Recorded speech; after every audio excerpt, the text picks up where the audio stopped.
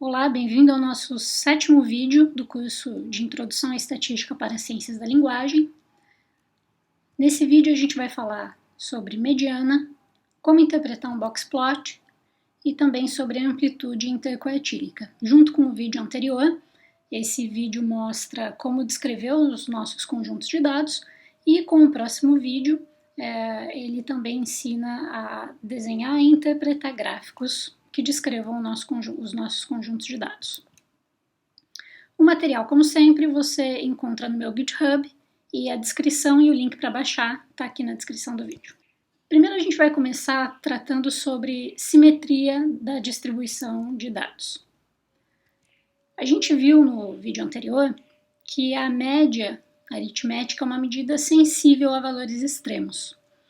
Ela representa todos os valores de um conjunto de dados. Então, como ela é uma soma de todos os valores dividido pelo número de observações, cada valor está representado ali. A gente pode dizer que a média ela é bastante democrática nesse sentido, por espelhar todos os dados coletados dentro de uma amostra. E isso pode ser uma desvantagem também. Ser sensível a valores extremos nos diz que a média pode não mostrar o que de fato está acontecendo naquela distribuição de dados. Vamos ver um exemplo. Imagina que você trabalha numa agência de viagens e você recebe o pedido de planejar férias para 3 grupos de 50 pessoas. E aí você pergunta, quantos anos eles têm? E te respondem, cerca de 32 anos. É claro que tem outras informações relevantes para selecionar um destino de férias para um grupo de pessoas, mas a idade é um bom começo. Você dificilmente vai recomendar para pessoas com média de 15 anos o que você recomendaria para pessoas com média de 40 anos. Então, onde essas pessoas vão passar as férias? Como você fez esse curso de estatística, você não vai simplesmente olhar a média de idade das pessoas, mas também a distribuição dessas idades. E esses 3 grupos são bem diferentes. No primeiro grupo você tem lá a média de 32 anos e a distribuição de idade está bem em volta dessa média. Não tem ninguém com menos de 20 anos, ninguém com mais de 40 anos. A imensa maioria das pessoas tem ali cerca de 30 anos. Então essa média ela é, de certa forma, representativa dessa distribuição de dados. O segundo grupo é um pouco diferente. A gente vê que a maior concentração de idade está aqui entre 40 e 45 anos. E tem gente muito jovem, com menos de 10 anos. Então você tem um grupo muito diverso. A média está aqui e a gente vê que os dados estão bem dispersos. E o terceiro grupo ainda é diferente.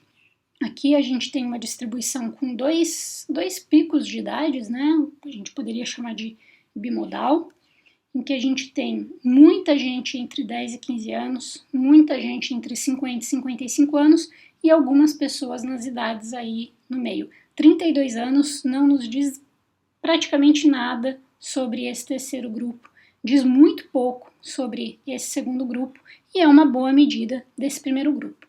Nesse segundo grupo a gente tem o que a gente chama de distribuição com cauda longa à esquerda. Por quê? A gente tem uma concentração nos valores aqui mais à direita do eixo X e uma menos frequência dos valores que estão mais à esquerda. Então a cauda, se a gente pensar aqui, fazer uma linha que segue essa distribuição de dados, ela vai ter uma cauda longa à esquerda. E aqui a gente tem 2 picos, o que a gente chamaria de uma distribuição bimodal. E a gente poderia ter, como a gente vai ver ao longo desse vídeo, distribuições com cauda longa à direita, em que os valores mais frequentes estão aqui à esquerda e a cauda vai se estendendo, sempre diminuindo aqui para valores à direita. Okay? O que isso nos mostra, então, é que a média é só metade da história. E às vezes conta uma história, no caso desse terceiro grupo, conta uma história muito diferente da realidade. Então a gente precisa aprender outras medidas de posição que descrevam os nossos dados. E, claro, sempre fazer gráficos também para saber quais são essas distribuições. Uma das medidas que a gente usa para ver essas distribuições que não são simétricas é a mediana. A mediana é um valor que divide a amostra na metade, ou seja, 50% dos valores da amostra estão abaixo do valor da mediana e 50% estão acima do valor da mediana. Para ilustrar isso, a gente vai criar um vetor x com os seguintes valores, tá? Esses valores aqui. E aí eu vou organizar esses valores numa ordem crescente, porque o que a mediana vai fazer? Ela vai pegar esses valores na ordem crescente e vai escolher o valor que está ali no meio. Aqui, como a gente tem 5 valores, o valor do meio vai ser o terceiro valor, que é 5,5. Então, a mediana de x, a função para calcular a mediana é essa aqui, a mediana de x vai ser 5,5. Se tivesse 6 valores, ele pegaria o quarto valor, o terceiro valor, o quarto valor e dividiria por 2, e aí te daria qual é a mediana, tá? Então, a mediana aqui pensa que isso aqui é um bolo, né? E aí o que a mediana faz é pegar uma faca e cortar aquele bolo no meio. Onde ele vai cortar é o valor da mediana. 50% dos dados estão abaixo do valor, 50% dos dados estão acima desse valor.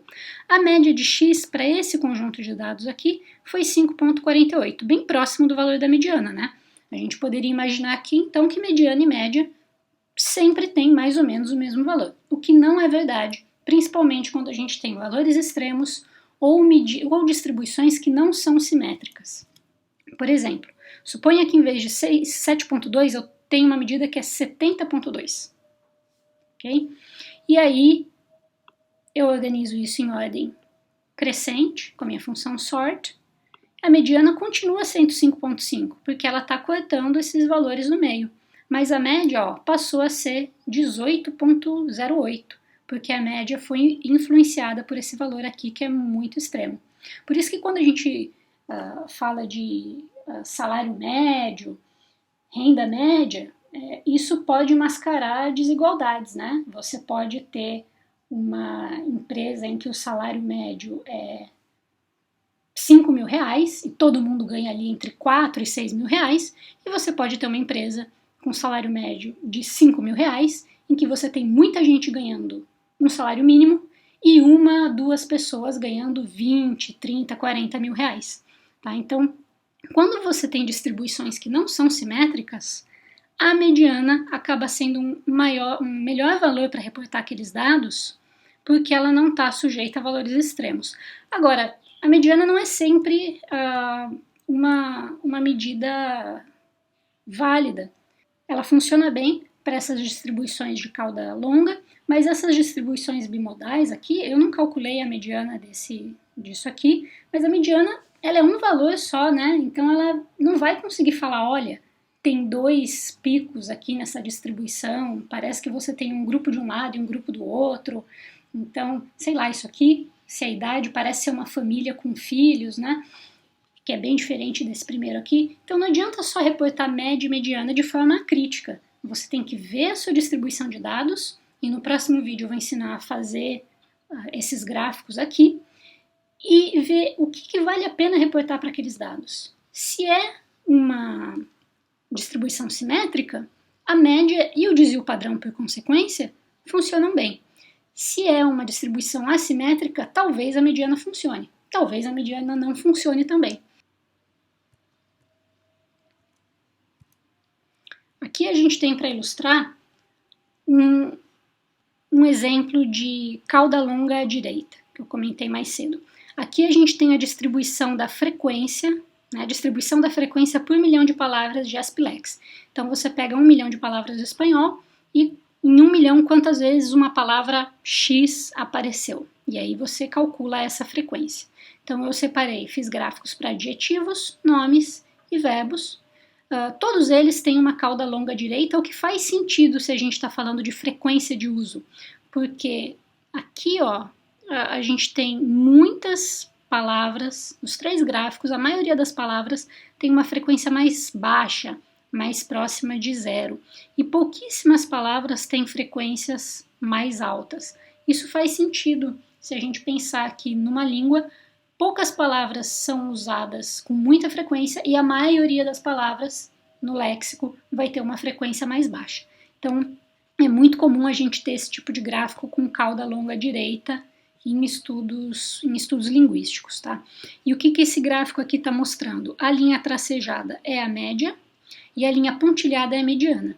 A gente vê então que a média está sendo puxada para um valor mais alto por causa desses valores extremos aqui no eixo X, enquanto a mediana, como ela corta as observações pela metade, ela está mais próximo ao pico de observações do histograma. Então, ela dá uma ideia mais fiel de quais são aqueles valores mais comuns para a frequência de palavras desse nosso conjunto de dados.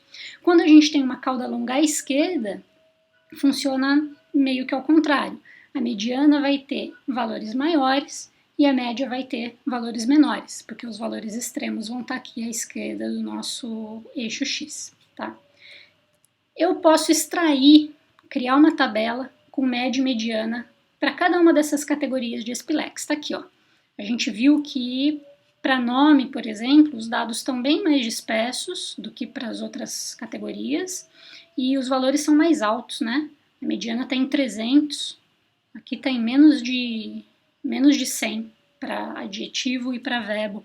E a gente vê isso aqui, ó, a mediana está em 300 para nome, menos de 100 para adjetivo e verbo, e percebam então que o valor de mediana é um valor mais baixo do que o valor da média para esse conjunto de dados, porque a cauda é longa à direita.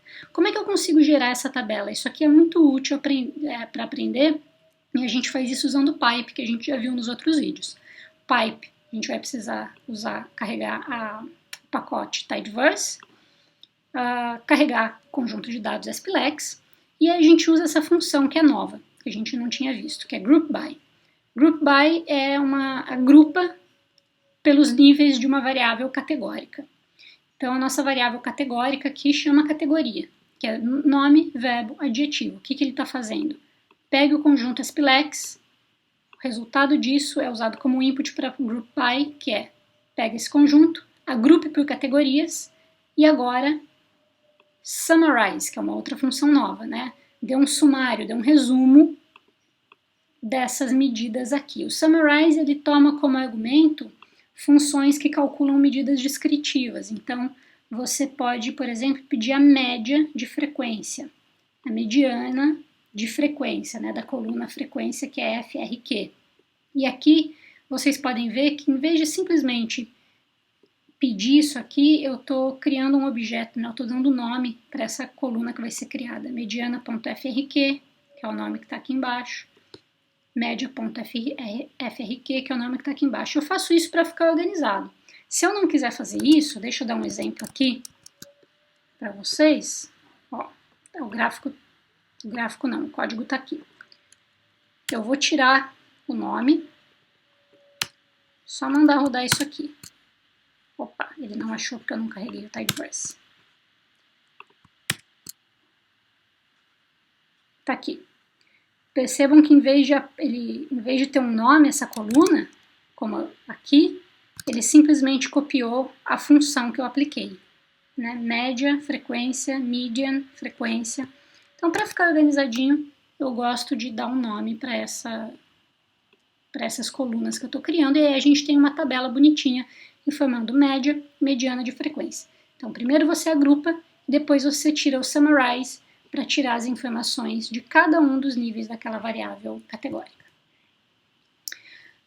Quando a gente quer ver a distribuição de conjuntos de dados, além do histograma, a gente tem um tipo de gráfico que chama boxplot. Em português, eu acho que, não sei se chama gráfico de caixa, não sei qual que é o nome, mas a gente acaba usando boxplot mesmo. A gente se refere como boxplot.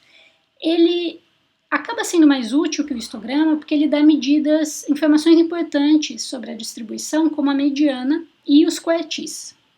Já explico o que são os coetis, mas vamos olhar a mediana. Isso aqui é a distribuição, são dados gerados aleatoriamente, tá? São dados simulados com uma mediana igual a 50. Então a gente vê aqui essa caixa e essa linha mais escura aqui no meio indica a mediana. Então a gente sabe que esses dados têm uma mediana igual a 50. E aí ele mostra também com as linhas mais finas aqui dessa borda da caixa e dessa outra borda, o que a gente chama de Q1 ou quartil 1 e Q3 ou quartil 3. O Q1 e o Q3, eles cortam também aquela metáfora do bolo, né? Que é você organiza em ordem crescente os seus dados e a mediana vai lá e corta pela metade. O que o quartil 1 e o quartil 3 fazem é cortar em quartis. Então, 25% dos dados estão abaixo desse valor de Q1, que aqui vai ser em torno de 46 mais ou menos, né? Então, 25% dos dados estão abaixo desse valor e 75% dos dados acima desse valor. Tá? Então, a gente pode falar que tem 25% dos dados daqui para baixo, 25% dos dados daqui até a mediana. Tá vendo? É um corte em quartos, por isso quartil. E o Q3 faz isso para outra cauda da distribuição. Então, 25% dos dados estão do valor de Q3, que aqui vai ser 53, talvez, 54.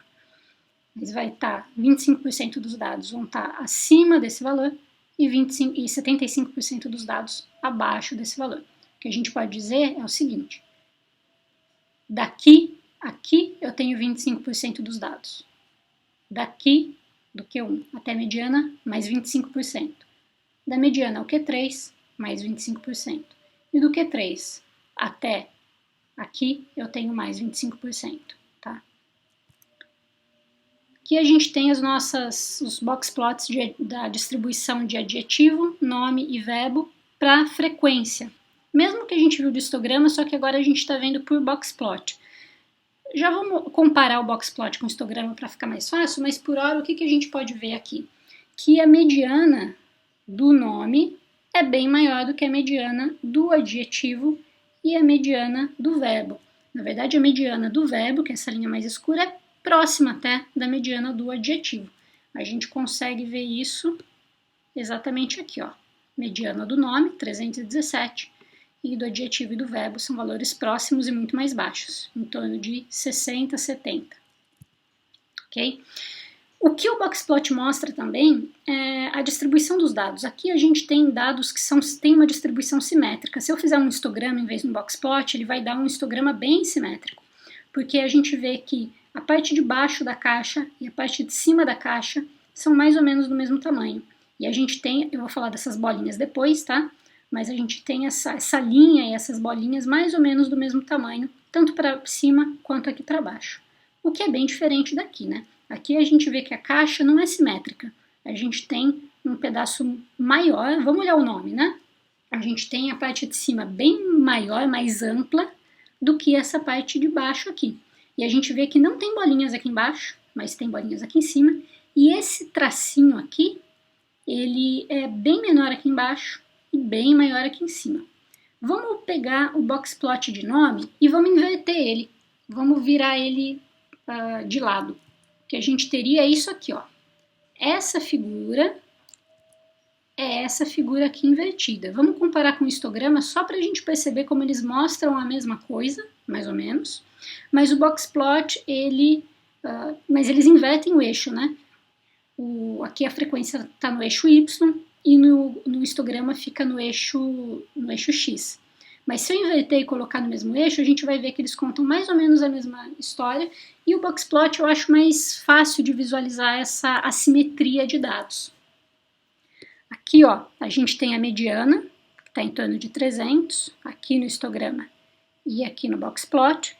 E percebam que, como é um gráfico de cauda longa à direita, a gente vê isso refletido no boxplot.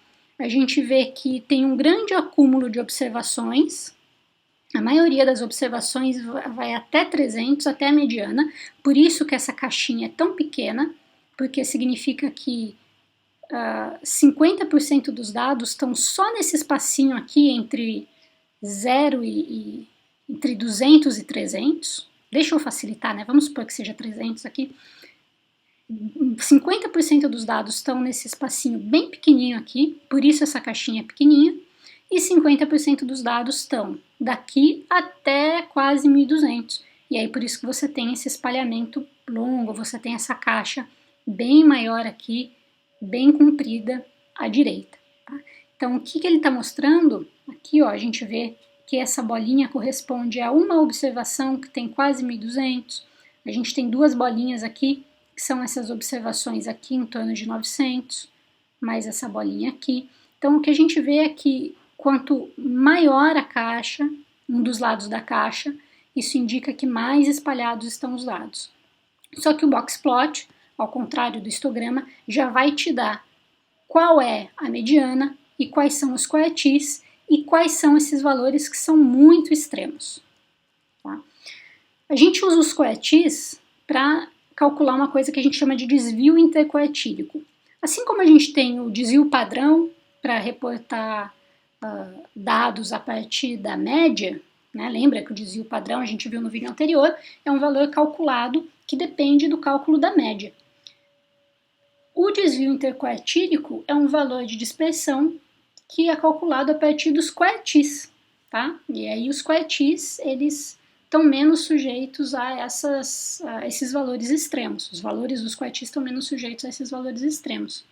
O desvio intercoetílico é Q3, a diferença entre Q1 e Q3. Né? Você subtrai Q3 menos Q1 e aí você tem o valor do desvio intercoetílico. Então aqui, por exemplo, vamos voltar para o nosso gráfico, a gente tem um Q3, um valor de Q3 bem longe do valor de Q1 para nome. Se a gente comparar com verbo e adjetivo, em que o valor de Q1 e Q3 eles estão mais próximos, porque as caixas estão mais achatadas, né? Isso significa que o desvio intercoetílico de nome provavelmente vai ser muito maior do que o desvio intercoetílico do adjetivo e do verbo. E como essas caixas têm mais ou menos o mesmo tamanho, vão ter valores parecidos, o do adjetivo está um pouco maior, né? A diferença de Q3 para Q1 está um pouco maior, então o do adjetivo vai ser um pouquinho maior. Como é que eu calculo o desvio intercoetílico? Aquela mesma fórmula que a gente usou antes, mesmo comando, né? Group by, summarize, aí eu pedi média, mediana, e pedi desvio intercoetílico, aqui eu chamei de desvio IQR, que eu calculo a partir da função IQR, tá? IQR de frequência. E aí a gente vê, ó, que para nomes foi bem maior o desvio intercoetílico, e para adjetivos e verbos esse valor foi bem menor. Né? Então isso aqui, esse desvio intercoetílico é como se fosse uma medida de dispersão, como se fosse não, é uma medida de dispersão dos nossos dados. A gente está vendo aí no boxplot essas linhas e essas bolinhas, certo? Isso aqui é calculado a partir do desvio intercoetílico. Vocês não precisam saber de cabeça como é calculado, mas é bom saber o que eles indicam, como as pessoas costumam interpretar e o que é uma interpretação equivocada desse tipo de medida, do que são essas bolinhas e do que a gente tem que fazer com elas. Essa linha, ela termina, a gente determina o fim dela ao valor de mediana mais 1,5 desvio intercoetílico. Então vamos supor que essa caixa aqui, ó, ela é um pouquinho maior, tá? Ela vai de 45 a 55, só para facilitar a nossa vida. Então o desvio intercoetílico seria 55 menos 45, seria 10, tá? A mediana é 50, então 50 mais 1 vezes 5, 10, daria 65. Então essa retinha iria até que assim, mais ou menos, até 65. O que essa reta indica é, daqui para frente, nós identificamos outliers, ou seja, nós identificamos valores que são muito extremos, que estão muito longe da mediana, que estão muito longe dos coetis. Então, eu pego a mediana, somo 1,5 de desvio intercoetílico e falo, daqui para lá, está bem diferente da tendência central dos dados, da tendência da mediana e da tendência do Q1 e do Q3. E aí, o que a gente faz com esses outliers, né, o que a gente chama de valores extremos? Tem toda uma discussão e não tem nenhuma resposta única para isso. Tem gente, por exemplo, que tira esses outliers. Tem gente que faz o boxplot, identifica os outliers, por exemplo. Aqui o outliers são todos os valores acima de 800. Vai lá e tira fora com aquela função filter que a gente aprendeu, tudo que está acima de 800. Tá? Tem quem faça isso, mas a gente tem que ter noção de que fazer isso muda a distribuição dos dados. Porque quando você tira os outliers, você está deixando os seus dados mais simétricos. E de repente, nos seus outliers você encontra alguma diferença, algum efeito que você está tentando achar com o seu experimento. Então, simplesmente tirar os dados assim, fiz o boxplot, achei o outlier e joguei fora, não é uma coisa que eu costumo recomendar para os tipos de dados que eu trabalho, né, que são dados de tempo de leitura, por exemplo. Vai depender muito da sua área e do que as pessoas costumam fazer na sua área. Mas o que você tem que ter em mente é que tirar o outlier muda a distribuição desses dados. E você pode estar jogando informação relevante fora. Às vezes, o outlier pode ser um erro de medida. Vamos supor que você tem lá uma distribuição com média 8, desvio padrão super baixo, tá? E aí você desenha um boxplot e tem um fulaninho lá em cima que está com 25. Você fala, ué, o desvio padrão é baixo, a média é 8 de 25, e aí você descobre que aquilo era um 2.5 que foi digitado errado. Então vale a pena ver se esse outlier não é um erro de medição, um erro da planilha, alguma coisa do tipo, tá? Dificilmente isso acontece, mas pode acontecer. Nesse caso, você ou corrige ou exclui esses dados. Também vale a pena ver o que faz sentido considerando o fenômeno estudado, o que faz sentido você retirar como dado extremo considerando o fenômeno estudado. Então, se eu trabalho com tempo de leitura, por exemplo, e eu estou fazendo um experimento em que eu anoto o tempo que a pessoa leva para ler uma palavra na tela do computador, e em média isso é 500, 600 milissegundos, e tem lá uma pessoa que levou 8 segundos, ou seja, 8.000 milissegundos, para ler uma palavra específica. Aquilo ali claramente não faz sentido para o fenômeno que eu estou estudando, que é ver o tempo de leitura imediata, o tempo de reconhecimento de uma palavra. Aquilo lá a pessoa se distraiu, caiu da cadeira, coçou o nariz, olhou o celular, aconteceu alguma coisa, aquela medida não faz sentido para o meu fenômeno estudado, e aí eu posso descartar aquilo.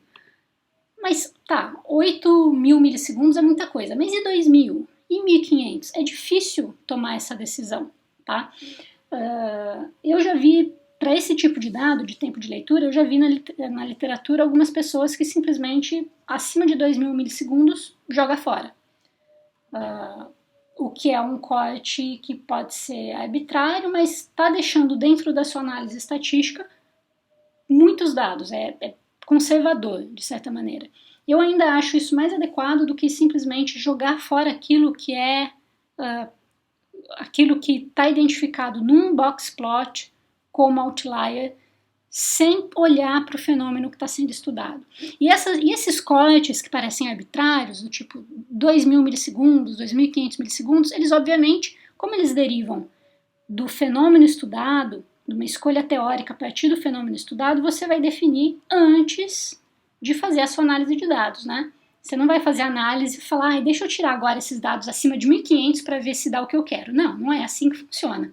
Então você define antes, faz o registro lá do seu experimento, de como você vai tratar medidas extremas, e isso já vai estar definido antes mesmo da sua análise estatística. De qualquer maneira, independente do que vocês decidam fazer, façam uma escolha motivada pelo fenômeno estudado e não pela mera aplicação acrítica de fórmulas matemáticas. Então, se você consegue juntar trabalhos acadêmicos explicando por que é interessante jogar fora tudo que é outlier a partir do boxplot, legal. Mas essa não é uma regra escrita na pedra dentro da estatística. Então, não é a única maneira de fazer isso. Veja o que as pessoas costumam fazer na sua área, pense criticamente sobre o fenômeno e aí você toma a sua decisão.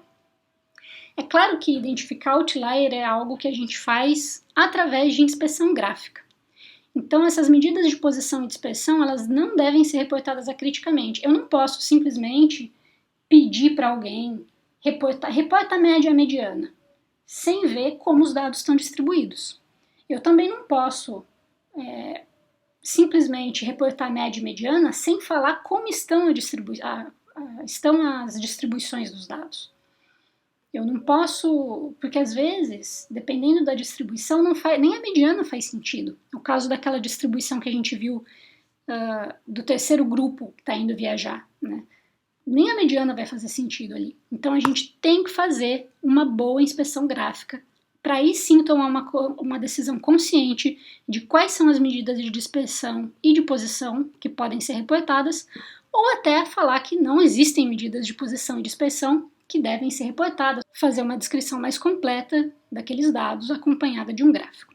Então, sempre acompanhe decisões com inspeção gráfica dos dados, e esse é justamente o tema do nosso próximo vídeo, como usar o R para fazer gráficos.